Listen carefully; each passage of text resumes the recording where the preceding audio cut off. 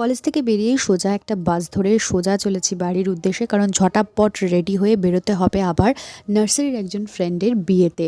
আর তারা তো থাকবেই, কারণ ও আমাকে নিমন্ত্রণ করেছিল আগের দিন থেকে যাওয়ার জন্য, বাট কলেজের চাপের জন্য সেটা তো হয়েই ওঠেনি। Hola amigos, welcome back to another blog. আজকে তোমাদের সাথে শেয়ার করছি আমার একটা বান্ধবীর বিয়ে। তো সেই বান্ধবীর বিয়ে উপলক্ষে আমরা বেশ কয়েকজন বন্ধু এসেছি এই বিয়ে বাড়িতে। তো এই নিয়ে একটা ছোট্টখাটো ব্লগ কী পড়লাম কি না, I hope get ready with me. তো অলরেডি শ্যুট করেছি, কয়েকদিনের মধ্যেই পোস্ট করবো। কী খেলাম, কেমন খেলাম কি না, সব কিছুই ধীরে ধীরে তোমাদের সাথে শেয়ার করবো। সো পুরো ব্লগটা দেখতে থাকো। মাঘ মাসের হাড় কাঁপানো ঠান্ডায় শীতের সন্ধেবেলা, তাই শুরু করলাম তন্দুরি চা দিয়ে, খেতে অসাধারণ। তারপর ক্রিস্পি বেবিকর্ন পকোড়া ছিল, যেটা খেতে ভীষণ ভালো ছিল। এটা 1 প্লেট কমপ্লিট করতে না করতেই সোজা চলে গেলাম চিকেন পকোড়ার স্টলে। তারপর সোজা চলে এসেছিলাম ওখান থেকে এই সিল্যান্ট্রো ফিশ, এটা আজকের সোসটা অপর ছিল, গন্ধরাজ লেবু এবং ধনেপাতা দিয়ে এই স্টার্টারটা ছিল।